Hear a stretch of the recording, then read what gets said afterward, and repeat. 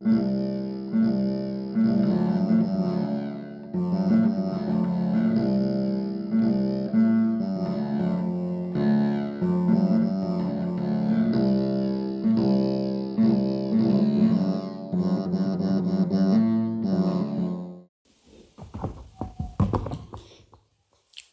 አብ ወወልድ ወመንፈስ ቅዱስ አሃዱ አምላክ አሜን። ክርስቶስ ተንሥአ እሙታን አሰሮ ለሰይጣን ሰላም ኮነ። የተከበራችሁ አባቶቼ ካህናት፣ ላይካነ ምስጢር ዲያቆናት፣ ምዕመናት በእግዚአብሔር ሰላም እንዴት ሰነበታችሁ? እንዴት ዋላችሁ? አሜን። የአምላካችን የእግዚአብሔር ስሙ የተመሰገነ ይሁን። እንደ እግዚአብሔር ፍቃድ እግዚአብሔር በሰጠን ጊዜ የምንማማርበት የትምህርታችን ርዕስ የሚሆነው የሙታንን መነሳት ተስፋ እናደርጋለን። የሙታንን መነሳት ተስፋ እናደርጋለን በሚል ይሆናል። እንግዲህ ዛሬ ሳምንቱ ተደራራቢ በዓላት ያሉበት ዛሬም በዋነኝነት የጻድቁ አባታችን የአቡነ እስትንፋሰ ክርስቶስን ረፍታቸውን የምናስብበት ነውና ከሁሉ በላይ የጻድቁ አባታችን ረድኤታቸው በረከታቸው በሁላችን ላይ ይደርብን።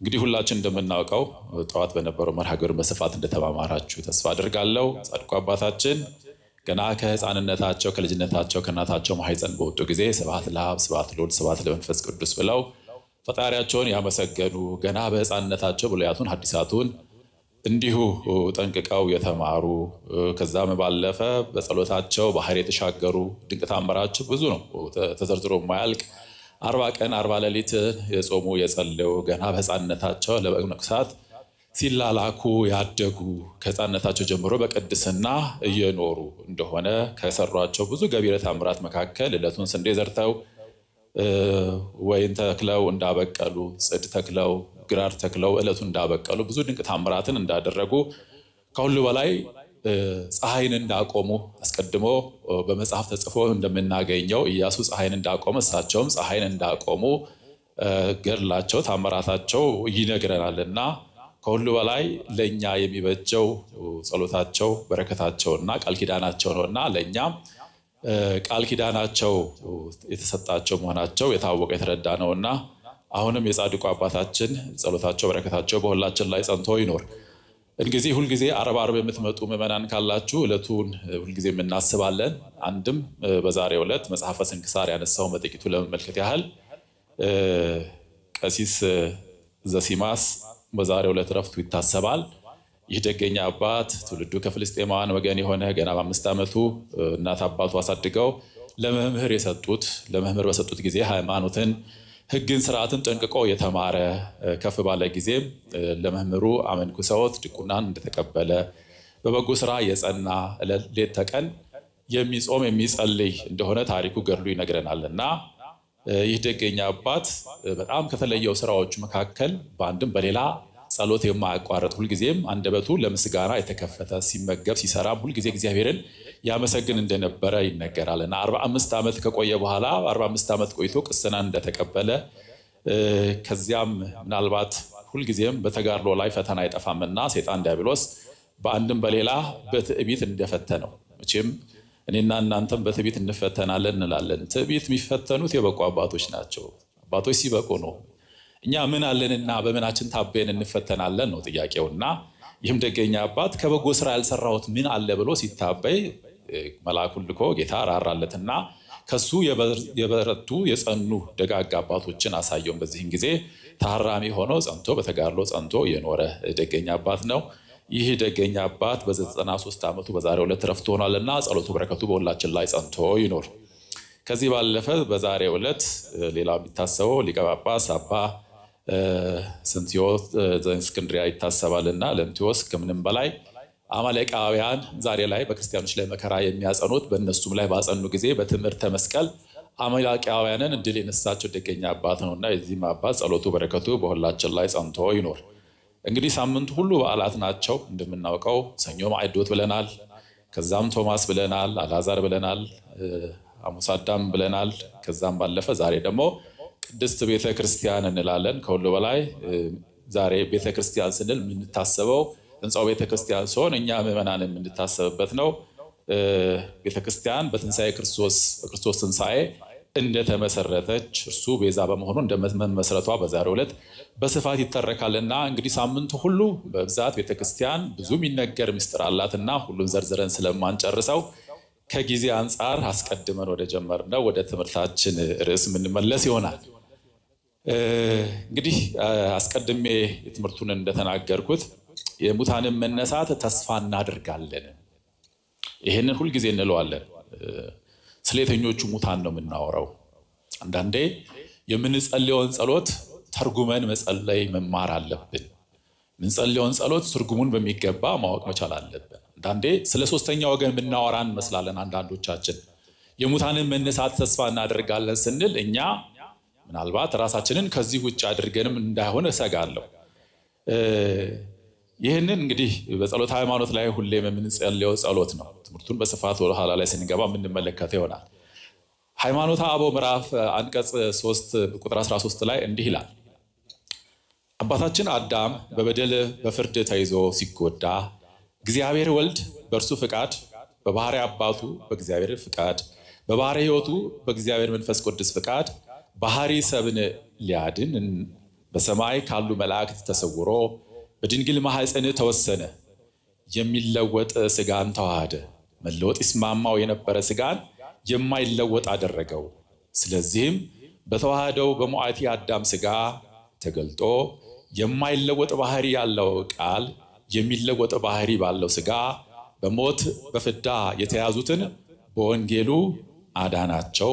በሞቱ ከሰው ቆራኝነትን አጠፋ ይላል። እንግዲህ እሱ አምላካችን መድኃኒታችን ኢየሱስ ክርስቶስ ከሁሉ በላይ ሰው የሆነበት ምስጢር ሊቃውንተ ቤተክርስቲያን እንደሚያስተምሩን አንድም ለቤዛነት አንድም ለአርአያነት ነው። በዚህ ምድር ላይ እሱ ሰርቶ አድርጉ ያለንን እንድናደርግ ከዛም አለፈ ተርፎ ደግሞ ጠፍተን የነበረውን ለእኛ ለሰው ልጆች ቤዛ ይሆን ዘንድ መድኃኒት ይሆን ዘንድ ስለእኔና ስለእናንተ ሙቷል፣ ተሰቅሏል። ከዛም ባለፈ ደግሞ ተነስቷል። ስለዚህ በሚኖረን ቆይታ ድህነት ማለት ምን ማለት ነው የሚለውን እናነሳለን። ድህነት የተሰጠው ለማን ነው? ለሰው ለመዳን ምን ይጠበቅበታል? ከዛም ባለፈ ድህነት በራሱ ቅጽበት ነው ወይንስ ሂደት ነው የሚለውን እናነሳለን።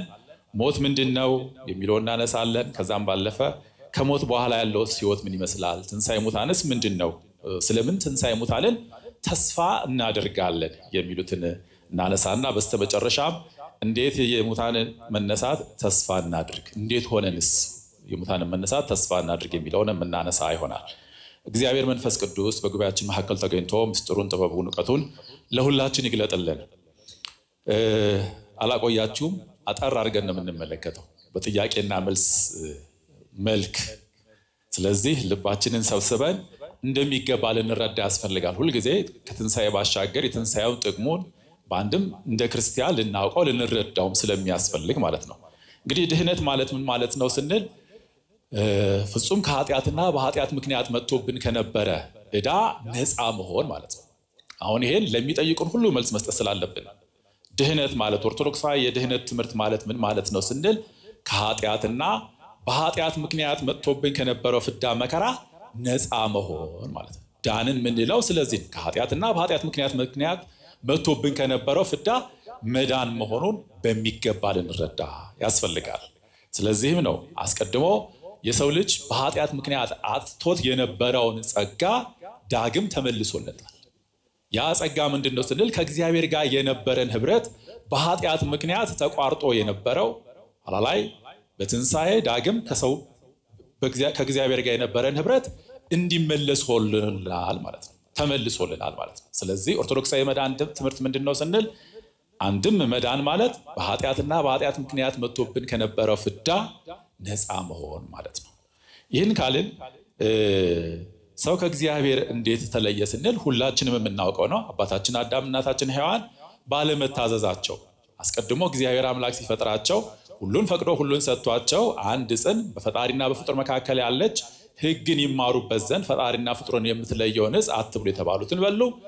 ያችን ሕግ በመተላለፋቸው ሰይጣን ዲያብሎስን ድምፅ በመስማታቸው እግዚአብሔር ያን ሁሉ ነገር አድርጎላቸው ሳለ አንዳች ዕፅን እንኳን አንዳች እንጨት ያልሰጣቸውን ሰይጣን ዲያብሎስን ሰሙ፣ የሰይጣንን ቃል ሰሙ፣ የእግዚአብሔርን ቃል አቃለሉ። ኋላ ላይ ባለመታዘዛቸው በሞት ላይ ሞት ተጫናቸው ማለት ነው። ስለዚህ ሰው ከእግዚአብሔር እንዴት ተለየ ስንል ሰው ባለመታዘዙ ነው። ሁልጊዜ ስለ አዳምና ስለ ሔዋን ስናወራ እኛስ ዛሬ እንታዘዛለን ወይ የሚለውን ጎን ለጎን ማሰብ ያስፈልጋል። አባቶቻችንን እናቶቻችንን ወቃሽ እንዳንሆን ማለት ነው። እኛስ ዛሬ ኃጢአት የምንሰራው የማን ድምፅ ነው የምንሰማው? የእግዚአብሔርን ድምፅ ነው የምንሰማው? የሰይጣንን ድምፅ ነው የምንሰማው? ሁልጊዜ ይሄ አንዳንዴ እንደ ታሪክ የሆነ ጊዜ ላይ እንደቀረ ነገር ሳይሆን ዛሬም ቢሆን በአንድም በሌላ በኃጢአት በተደጋጋሚ የምንወድቀው ከእግዚአብሔር ድምፅ ይልቅ ከእግዚአብሔር ትእዛዝ ይልቅ የሰይጣንን ድምፅ እየሰማን የሰይጣንን ምክር እየሰማን ዛሬም በኃጢአት እንወድቃለን። በኃጢአት መውደቃችን አንድ ነገር ሆኖ ሳለ ደግሞ ከኃጢአት ደግሞ በንስሐ ለመነሳት እንዘገያለን። ስለዚህ አንድ ልብ ልንል የሚያስፈልገው ነገር በዚሁ ከቀጠልን እንደ አንድ ሰው ጤነኛ አእምሮ እንዳለው ሰው ዕጣዬ ፈንታዬ ድል ተርታዬ ከየት ነው ብለን መጠየቅ ግን መጀመር መቻል አለብን። አንዳንዴ ሰው ካልጠየቀ ወደ ህይወት አይደርስም። እንዲሁ ዝም ብሎ እየሰማ ብቻ የሚሄድ ከሆነ ችግር ነው የሚሆነው። ስለዚህ ስለምን ከእግዚአብሔር ተለዩ ስንል ባለመታዘዛቸው፣ ዛሬስ እንታዘዛለን የሚለውን ከግምት ውስጥ ማስገባት ያስፈልጋል። ከዚህ ባለፈ አባታችን አዳም እናታችን ሔዋን ነፃ ፈቃዳቸውን ባለአግባብ ተጠቅሞታል። ዛሬም ሁላችን ነፃ ፈቃድ አለ፣ ለማመን ላለማመን፣ ለመሆን ላለመሆን፣ እግዚአብሔርን እሺ ለማለት ወይ እሺ ለማለት ነፃ ፈቃድ አለ። ዛሬ የተሰጠንን ነፃ ፈቃድ በአግባቡ ከተጠቀምንበት ምንድንበት፣ በአግባቡ ካልተጠቀምንበት የሚፈረድብን እንዲሆን ማወቅ መቻል አለብን። ሰው ነፃ ፈቃድ አለው በየትኛው ምንም እንኳን እግዚአብሔር ሰውን ቢፈጥረውም ሰውን ሲፈጠር ግን ፍጹም ነፃ ፈቃድ ሰጥቶታል። እኔ ፈጥሬሃለሁና በግድ አምልከኝ፣ በግድ ውደደኝ፣ ለእኔ ተገዛለኝ አይልም። እግዚአብሔር ፍጹም ነፃ ፈቃድ ፈጥሮ ሰጥቶናል። ስለዚህ ነፃ ፈቃዳችንን በምንድን ነው እየተጠቀምን ያለ ነው የሚለውን ጎን ለጎን ማሰብ ያስፈልጋል። ይህን ካልን ሰው ያጣው በአንድም በሌላ ህብረት እንዴት ተመለሰልን? ከእግዚአብሔር ጋር የነበረን ህብረት ማጣት ነው። እንግዲህ አንድም ባለመታዘዝ የመጣብን ያ ያጣነው ህብረት፣ ከእግዚአብሔር ጋር የነበረን ህብረት በክርስቶስ ኢየሱስ ለመስቀል ሞት መታዘዝ ዳግም ተመልሶልናል። እሱ ለመስቀል ሞት ታዘው የእኛን መከራ የእኛን በደል በመስቀል ላይ ክሶ ያ ህብረት ዛሬ ተመልሶልናል። ያ ህብረት ዛሬ አለን የምንለው በትንሣኤው ደስ የምንሰኝበት መሰረታዊ ምክንያትም ይሄ ነው። አጥታነው የነበረው ጸጋ የእግዚአብሔር ልጅነት ዳግም ስለተመለሰልን ነው። እግዚአብሔርን አባታችን ብለን የምንጠራበትን ጸጋ ዳግም ስለተሰጠን ነው። ስለዚህም ይህ የተመለሰው አምላካችን መድኃኒታችን ኢየሱስ ክርስቶስ ዳግማዊው አዳም፣ ቀደመው አዳም ነፃ ፈቃዱን ተጠቅሞ ኃጢአትን ሰርቶ ከአምላኩ ተለይቷል። ዳግማዊ አዳም የተባለ አምላካችን መድኃኒታችን ኢየሱስ ክርስቶስ ለመስቀል ሞት ታዞ ነፃ ፈቃዱን ተጠቅሞ ለመስቀል ሞት ታዞ ዛሬ ድህነትን አግኝተናል፣ ህይወትን አግኝተናል እንላለን። ይህን ካልን ድህነት የተሰጠው ለማን ነው? አንዳንዴ እዚህ ላይ አንዳንድ ሰዎች የተሳሳተ አረዳድ አላቸው። ድህነት የተሰጠው ለሁሉም ነው። በዚህ የተመረጡ ህዝቦች የሉት። አስቀድሞ እግዚአብሔር ህዝቤ የሚላቸው ነበሩት። መድኃኔ ዓለም ስንል ዓለምን ያዳነ ነው። ማዳኑ ለሁሉም ነው። አምነው ለተቀበሉትም አምነው ላልተቀበሉትም ማዳኑን ሰጥቷል። እሱ የሰጠው ድህነቱ ለሁላችንም የተሰጠ ነው፣ ለህዝብም ለአሕዛብም። ነገር ግን ከድህነቱ ሱታፌ የሚኖረን ድርሻ የሚኖረን ሰው አስቀድሞ ነፃ ፈቃዱን ተጠቅሞ በማመን የምንቀበለው ነው። ሳያምኑ ከድህነት ድርሻ ሊኖረው ሰው ስለማይችል ማለት ነው። ስለዚህ ድህነት የተሰጠው ለማን ነው ስንል ለህዝብም ለአሕዛብም። ነገር ግን በድህነቱ ሱታፌ የሚኖራቸው እነማን ናቸው ስንል አምነው የተጠመቁ በማመን የምንቀበለው እንደሆነ ልብ ልንል ያስፈልጋል። ፍጹም ነፃ ፈቃዳችንን ተጠቅመን ማመን ስንችል ማለት ነው። ከዚህ በተጨማሪ ለድህነት ከሰው ምን ይጠበቃል? መሰረታዊ ነገሮች ናቸው። ለመዳን ከእያንዳንዳችን ምን ይጠበቃል የሚለውን ማወቅ መረዳት ያስፈልጋል። ለመዳን ከሁሉ በላይ መጠመቅ ያስፈልጋል። የድህነት በር የምስጢራተ ቤተክርስቲያን በር የሚባለው ምስጢረ ጥምቀት ስለሆነ ማለት ነው። ስለዚህ መጠመቅ ያስፈልጋል ለመዳን። የምስጢራት ሁሉ በር የሚባለው ከዚህ የተነሳ ሌሎች ምስጢራትን ሁሉ ሰው ሊከውን የሚችለው አስቀድሞ በጥምቀት ልጅነትን ሲያገኝ ብቻ ነው። በ40 ቀን በ80 ቀን ልጅነትን ያገኘው ሁሉ የድህነትን መንገድ ጀመረ እንላለን። ስለዚህ ለድህነት ከሰው ምን ይጠበቃል ሲባል መጠመቅ፣ ከዛም አለፈ በጥምቀት በርነት ገብተን ከምስጢራተ ቤተክርስቲያን ሱታፌ ሊኖረን ያስፈልጋል። ከምስጢረ ንስሐ ሰው በኃጢአት ሲወድቅ በንስሐ መመለስ ዘላለማዊ ሆኖ ለመኖር ደግሞ ከሁሉ በላይ ቅዱስ ሥጋው ክቡር ደሙን መብላት መጠጣት ይጠበቅብናል ማለት ነው። ስለዚህ ለድህነት በመሰረተ ሐሳብ ደረጃ ሶስቱ ምስጢራትን መፈጸም ያስፈልጋል ማለት ነው። ሌላው ብዙ ጊዜ የሚነሳው ድህነት ቅጽበት ነው ሂደት። አንዳንዶች በተለይ በምዕራቡ ዓለም ያሉ ፕሮቴስታንቶች the moment you say that Jesus Christ is the Lord you saved ይላሉ። ኢየሱስ ጌታ ነው ካላችሁ ድነሃል የሚል አስተምሮ አላቸው። ኦርቶዶክሳዊ የመዳን ትምህርት ግን እኛ ድነናል፣ እየዳንን ነው፣ እንድናለን ነው ትምህርታችን። ድነናል፣ አዎ ድነናል። አምላካችን መድኃኒታችን ኢየሱስ ክርስቶስ በመስቀል ላይ ተሰቅሎ እኛን ሁላችንንም አድኖናል። መድኃኔ ዓለምን አድኖናል። እየዳንን ነው። ምክንያቱም ያመነ ዛሬ ያመነ ሰው ነገ ሊጠራጠር ይችላል፣ ነገ ሊክድ ይችላል። ከዛም ባለፈ ደግሞ ድህነትን መፈጸም ያስፈልጋል። ይህን ያለው ሐዋርያው ቅዱስ ጳውሎስ ነው። ለፊልጵስዩስ በጻፈው መልእክቱ ምዕራፍ 2 ቁጥር 12 ላይ እንዲህ ይላል፣ በፍርሃትና በመንቀጥቀጥ የራሳችሁን መዳን ፈጽሙ። ድህነት ተጀምሯል። የጀመርነው ድህነት መፈጸም አለብን። ስለዚህ ድህነት ቅጽበት ነው ሂደት ካልን ሂደት ነው። ድነናል፣ እየዳንን ነው፣ እንድናለን። ይህ ኦርቶዶክሳዊ አስተምህሮ ነው። ይህን በሚገባ ልንረዳ ያስፈልጋል። ከዚህ በተጨማሪ ስናጠቃልለው ድህነት ማለት በኃጢአት ምክንያት ከመጣብን ፍዳ ነፃ መሆን ማለት ነው። ሰው ባለመታዘዝ ምክንያት ከእግዚአብሔር ተለይቷል። ህብረቱ ዳግም የተመለሰው አምላካችን መድኃኒታችን ኢየሱስ ክርስቶስ ቤዛ በመሆኑ የተነሳ ነው። ድህነት የተሰጠው ለሁሉ ነው። ለነገር ግን ከድህነት ሱታፍ የሚኖራቸው ከሁሉ በላይ ያመነ የተጠመቀ ነው የሚለውን በዋነኝነት ልንይዝ ያስፈልጋል ማለት ነው። ይህን ካልን ቀጣዩ ምንድነው? ሞት ምንድነው የሚለው እናንሳ። ሞት ራሱ ምንድነው? ሞት ከሁለት ወገን ነው። አንደኛው የስጋና የነፍስ መለያየት ነው፣ የስጋ ሞት ምንለው። ከዛም አለፈ በኃጢአት ምክንያት ሰው ከእግዚአብሔር የሚለየው የነፍስ ሞት ብለን በሁለት መንገድ ከፍለን እንመለከተዋለን። ስለዚህም ነው በአዳም አለመታዘዝ ምክንያት ሞት ወደ ዓለም ገባ ይላል። እንግዲህ ስለዚህ ቀድሞ የነበረው ሞት ግን ዛሬ ተሽሯል። ከሁሉ በላይ ቀድሞ ይላል ሰው የሚሞተው ሊቃውንተ ቤተክርስቲያን እንዲህ ይላሉ። ቅዱስ አትናቴዎስ ቀድሞ ሰው ይሞት የነበረው ለመሞት ነበረ። አሁን ግን ሰው የሚሞተው ለምንድን ነው? ለትንሣኤ ነው፣ ለመነሳት ነው። ቀድሞ በሞተ ስጋ ላይ ሞተ ነፍስ ነበረበት፣ በርደተ መቃብር ላይ ርደተ ሲኦል ነበረበት። ዛሬ ላይ ግን ሰው የሚሞተው ለትንሣኤ ነው። ሰው ካልሞተ ትንሣኤ ስለሌለው ማለት ነው።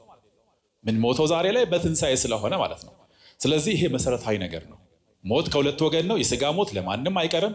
የነፍስ ሞት ግን ፍጹም መከራ ነው እና ከሁሉ በላይ ከዚህ እንድንጠነቀቅ ነው ማመናችን። ከዚህ ለመዳን ነው። ዘላለማዊ ሞት እንዳያገኘን ነው ክርስቲያን የሆነ ከሁሉ በላይ ይሄ መረዳት ያስፈልጋል ማለት ነው። ከዚህ በተጨማሪ ሞትን ማን ፈጠረ ይላሉ አንዳንዶች ሲጠይቁ። እናንተ ማን ይመስላችኋል? ማን የፈጠረው ይመስላችኋል? ሞት አታውቁም? ታውቃላችሁ? ይሁን ይቆየን። መጽሐፈ ጥበብ ምዕራፍ 1 ቁጥር 13 ላይ እንዲህ ይላል፣ ሰው ባለመታዘዝ ሞትን በራሱ ላይ ያመጣ እንጂ እግዚአብሔር ሞትን አልፈጠረም። አንዳንዶች እግዚአብሔርን ሲወቅሱት ለምንሰማ እግዚአብሔር ሞትን አልፈጠረም። ሰው ባለመታዘዙ በራሱ ላይ ሞትን አመጣ እንጂ እግዚአብሔር ሞትን አልፈጠረም ይላል። እንግዲህ አስቀድሞ እግዚአብሔር ሰውን ሲፈጥረው ሞት የሚስማማው አድርጎ አልፈጠረው። ሰው በኃጢአት ምክንያት ነው በራሱ ላይ ያመጣ፣ ባለመታዘዙ የመጣበት ነው። ቅዱስ ኤፍሬም ይህን በተመለከተ ምን ይላል? አዳምና ሔዋን ይላል በሚሞት ባህሪ በማይሞት ባህሪ አልተፈጠሩም። በሚሞትም በማይሞትም ባህሪ አልተፈጠሩም፣ በማዕከላዊነት ተፈጠሩ እንጂ ይላል። ይህም ነፃ ፈቃዳቸውን ያላግባብ በመጠቀማቸው ነፃ ፈቃዳቸውን ያላግባብ በመጠቀማቸው ትእዛዝን ባለመጠበቃቸው ሟቲ ሆኑ። ትእዛዝን ቢጠብቁ ሞትም ከገነት መውጣትም ባላገኛቸው ይላል። እንግዲህ ነፃ ፈቃዳቸውን ያላግባብ መጠቀማቸው ነው ሞትን ያመጣባቸው እንጂ እግዚአብሔር ሰውን ሲፈጥረው ሞት የሚስማማው አድርጎ አልፈጠረው ሲል ቅዱስ ኤፍሬም ይህን ይመሰክራል። በሟቲም በኢሟቲም በማዕከላዊነት ነው የፈጠረው። ሰው ነፃ ፈቃዱን ተጠቅሞ ዘላለማዊ ሆኖ ሊኖር ነበር በአግባቡ ቢጠቀም። ነፃ ፈቃድን ያላግባብ በመጠቀማቸው ሞትን በራስ ላይ ያመጣ እንጂ እግዚአብሔር ሞትን አልፈጠረውም ይላል። ለዚህ ምሳሌ የሚሰጡት ሊቃውንተ ቤተክርስቲያን እንዲህ አይነት ምሳሌ ይሰጣሉ። አንድ ባለጸጋ ይላሉ ለድሃ ቢሰጥ ለድሃ ቢመጸውት ድሃው የተሰጠውን ሀብት ቢያጠፋ ቢደህይ ባለጸጋው አደህየው ይባላልን ይላሉ። ገብቷችኋል አይደለ? አዎ፣ አንድ ባለጸጋ ለድሃ ቢመጸውት ድሃው የተሰጠውን ሀብት ቢያጠፋው ባለጸጋው ድሃውን አደህየው ይባላልን? እንዲሁ ሰው በራሱ ላይ ሞትን አመጣ እንጂ በራሱ ፍቃድ ነፃ ፍቃዱን ተጠቅሞ አመጣ እንጂ እግዚአብሔር ሰውን ሟት ያድርጎ አልፈጠረውም ማለት ነው። ይህን ካልን ከሞት ባሻገር ያለው ህይወት ምን ይመስላል? ከሞት ባሻገር ምን አይነት ህይወት አለ? መቼም እንደምንሞት እናውቃለን። አንዳንዴ ስለማናምን ነው እንጂ ሁላችንም ሞታችን ይዘን ነው የምንንቀሳቀሰው። ከሞት ባሻገር ያለው ህይወት ምን ይመስላል ስንል በአካለ ስጋ ያለን ክርስቲያኖች እኛ በአካለ ነፍስ ካሉ ክርስቲያኖች ጋር ህብረት አለን። ከሁሉ በላይ ይሄን ልንረዳ ያስፈልጋል። የነሱ ጸሎት ለኛ፣ የኛ ጸሎት ለነሱ። ሔዋን ይጸልዩ ለሙታን ሙታን ይጸልዩ ለሕያዋን ይላልና ሙታን ለኛ ይጸልያሉ፣ እኛም ለነሱ እንጸልያለን። ህብረታችን ሞት እንኳን የሚያቆመው እንዳልሆነ ልብ ልንል ያስፈልጋል ማለት ነው። ስለዚህ ከሞት ባሻገርም ህይወት ይቀጥላል፣ መንፈሳዊነት ይቀጥላል። መንፈሳዊነት ፈጽሞ የሚቆም አይደለም። ሊቃውንተ ቤተክርስቲያን እንደሚያስተምሩት ከሆነ ቢያንስ እስከ ዕለተ ምጽአት ይላሉ። ቢያንስ እስከ ዕለተ ምጽአት ይህ የሚቀጥል ይሆናል። ከዛ ባለፈ ያለውን እግዚአብሔር ባወቀ ይላል። ስለዚህ ህብረታችን አንዳንዶቻችን ምናልባት የምንወዳቸውን ሰው ሲለዩን ሰው ስለተለየ ልናዝን እንችላለን እንጂ ከሁሉ በላይ ዛሬም ሕያዋን እንደሆኑ ልናውቅ ያስፈልጋል። ክርስቲያን እስከሆኑ ድረስ የነሱ ጸሎት ለኛ፣ የኛ ጸሎት ለነሱ የሚጠቅመን መሆኑ ልንረዳ ያስፈልጋል።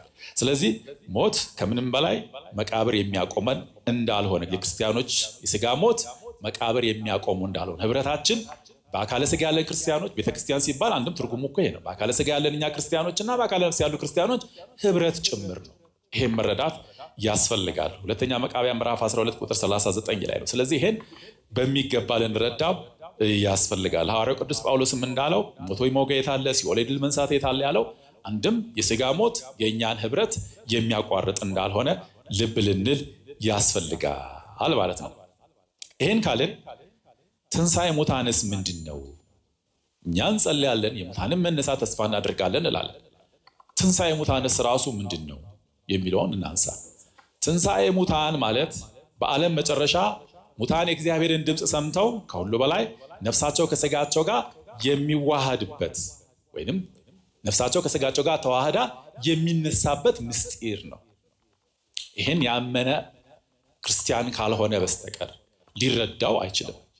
መረዳቱ ሊኖረው የሚችለውም አንድም በውስጡ ካለ ጸጋ መንፈስ ቅዱስ የተነሳ ነው። እንዲሁ በአእምሮ በመመራመር በሎጂክ በአመክንዮ ሰዎች ይህን ሊረዱት አይችሉም። ሃይማኖት ማለትም ይሄ ነው። ከምክንያት በላይ መረዳት ስንችል ነው ሃይማኖተኛ የምንባለው፣ ሃይማኖት አለን የምንችለው። ስለዚህ ትንሣኤ ሙታን ስንል በዓለም መጨረሻ ሙታን የእግዚአብሔርን ድምፅ ሰምተው የሚነሱበት ምስጢር ነው። ነፍሳቸው ከስጋቸው ጋር ተዋህዳ የሚነሱበት ምስጢር ነው። ለዛ ነው ዛሬ አይደለም ጥንትም ቢሆን ሰዱቃውያን የሚባሉ ከእስራኤል አንደኛ ወገን የሆኑ በትንሣኤ ሙታን ለማመን የሚቸገሩ ነበር። ከሞት ባሻገር ህይወት አለ ብለው አያምኑም ነበር። ለዚህ ነው በአንድም በሌላ ጌታን እንደዚህ አይነት ጥያቄዎች ይጠይቁት የነበረ። ተመሳሳይ ጥያቄዎች ከሞት ባሻገር አንድ ሰው ሞተ፣ ከሞተ በኋላ ኋላ ላይ 4 ሚስቶች አገባ፣ ካገባቸው ሚስቶች ከትንሣኤ ሙታን በኋላ የማን ይሆናሉ አይነት ጥያቄዎች ይጠይቀው የነበረው ከዚህ የተነሳ ነው። ስለዚህም ነው ሰዱቃውያን ይሄ በጣም ስለሚጸንንባቸው ነው በጊዜው በብዙ መንገድ ይቸገሩ የነበረው። ነገር ግን ዛሬም የሚጸንንባቸው ካሉ እግዚአብሔር ሰውን ከምድር አፈር አበጀው ካልን እምኀበ አልቦ የፈጠረ እግዚአብሔር ሰውን ያስገኘ እግዚአብሔር መልሶ ደግሞ የፈረሰ የበሰበሰ ምናልባት በመቃብር ያሉ የሰውን አጽም ተሰብስበው ዳግም የሕይወት እስትንፋስ እፍ ተብሎበት ነፍስና ስጋ ማዋሃድ ይሳነዋል ብሎ ጤነኛ አእምሮ ያለው ሰው ይጠይቃል። ስለዚህ ስለማይሳነው ከሞት ባሻገር ሕይወት እንዳለ እናምናለን። ይህን ካልን ስለምን በትንሣኤ ሙታን እናምናለን? ስለምን በትንሣኤ ሙታን እናምናለን? የትምህርታችን ማዕከሉም ይሄ ነው። ስለምን እናምናለን? ማመናችን ምክንያቱስ ምንድን ነው? ስለምንድን ነው ስንል አንደኛው የመጀመሪያው የሃይማኖታችን መስራች የኢየሱስ ክርስቶስ ከሞት መነሳትን መሰረት አድርገን፣ እሱ ከሞት ባይነሳ ኖሮ ክርስትናም የለም። ዛሬ ክርስትናው መሰረቱ የክርስቶስ ትንሣኤ ነው፣ መነሳቱ ነው። እሱ የትንሣኤያችን በኩር አድርገን ነው ነገ ከነገ ወዲያ እኛም ብንሞት እንነሳለን የምንለው። ሞተን በስብሰን ፈርሰን ብንቀር አይደለንም የምንለው እርሱ የትንሣኤያችን በኩር ስለሆነ ነው።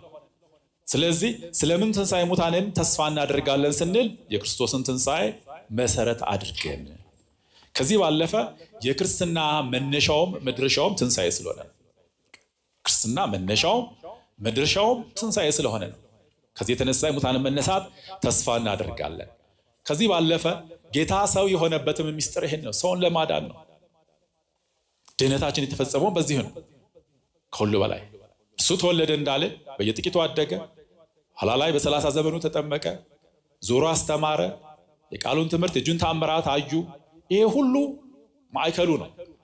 ከኋላ ላይ በመስቀል ሞት ታዘዘ፣ ሞተ፣ ተሰቀለ፣ በሶስተኛው ቀን ከሙታን ተለይቶ ተነሳ የሚለው ነው የመጨረሻው መሰረታዊ ክርስትና መሰረቱ ስለሆነ ነው የሙታን መነሳት ተስፋ የምናደርገው።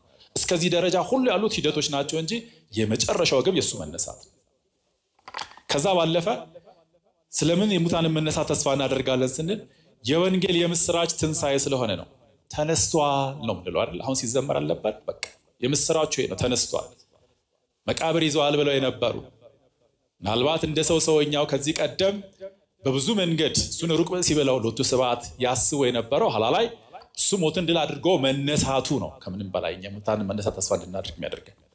ስለዚህ እነዚህ መሰረታዊ ምክንያቶች ናቸው የሙታንን መነሳት ተስፋ እንድናደርግ የሚያደርገን። ለዚህ ማስረጃ አስቀድሞ በነቢያት የተነገረ ትንቢታት አሉ ስለ ክርስቶስ ትንሣኤ። ጥቂቶቹን ለማንሳት ያህል ነቢዩ ኢሳይያስ ምዕራፍ 26 ትንቢተ ኢሳይያስ ምዕራፍ 26 ቁጥር 19 ላይ ሙታን ሕያዋን ይሆናሉ ሬሶችም ይነሳሉ ይላል። ሙታን ሕያዋን ይሆናሉ ሬሶችም ይነሳሉ። ስለዚህ ሰው ሞቶ በስብሶ የሚቀር እንዳልሆነ ኋላ ላይ በትንሣኤ እንደሚነሳ ያጠይቃል። ሌላው ነቢዩ ዳንኤል ትንቢተ ዳንኤል ምዕራፍ 12 ቁጥር 2 ላይ ደግሞ እንዲህ ይላል፣ በምድር ትቢያ ውስጥ ካንቀላፉት ብዙዎች ይነቃሉ፣ እኩሌቶቹ ወደ ዘላለም ሕይወት፣ እኩሌቶቹ ወደ ዘላለም እፍረትና ወደ ዘላለም ጉስቁልና ይላል። ስለዚህ ኋላ ላይ ትንሣኤ አለ፣ አይቀርም። ትንሣኤ ዘሐሳር ትንሣኤ ዘክብር እንለዋለን። በእኛ ለክብር የሚነሱ አለ፣ ለመከራ የሚነሱ አለ። ስለዚህ ትንሣኤ ለማንም የሚቀር አይደለም። ሞቶ በስብሶ የሚቀር የለም፣ ሁሉ ይነሳል። አነሳሳችን ግን ለየቅል ይሆናል። በሃይማኖት ያሉ ምግባር ከሃይማኖት ያቀኑ ትንሣኤ ዘክብር፣ ከዚህ በተለየ ግን በሃይማኖት አይደሉም ምግባር ከሃይማኖት ያላቀኑ ደግሞ ትንሣኤ ዘሐሳር እንደሚያገኛቸው ይሄ መጽሐፍ ቅዱስ ክፍል በአንድም በሌላ ያስተምረናል ማለት ነው። በስተመጨረሻ መቃብሮች የሚከፈቱት መቼ ነው የሚለውን እናንሳ። ከዛ ባለፈ ደግሞ እንዴት ተስፋ እናደርጋለን የሚለውን እናጠቃልልበታለን። መቃብር የሚከፈተው በዕለተ ምጽአት። በዕለተ ምጽአት ጌታ በሚመጣበት ጊዜ መቃብሮች ሁሉ ይከፈታሉ።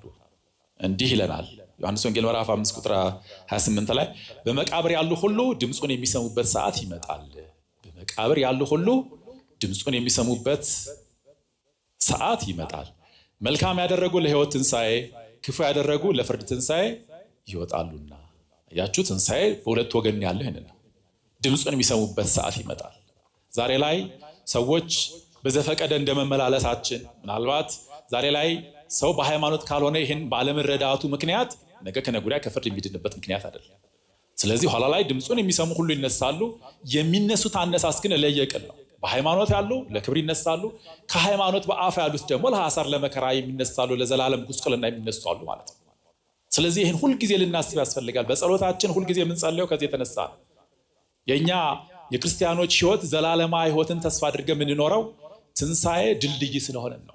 ሰው ይሞታል፣ በትንሣኤ ድልድይ ነው ወደ ዘላለም ሕይወት የምንሻገርበት ስለሆነም ጭምር ነው።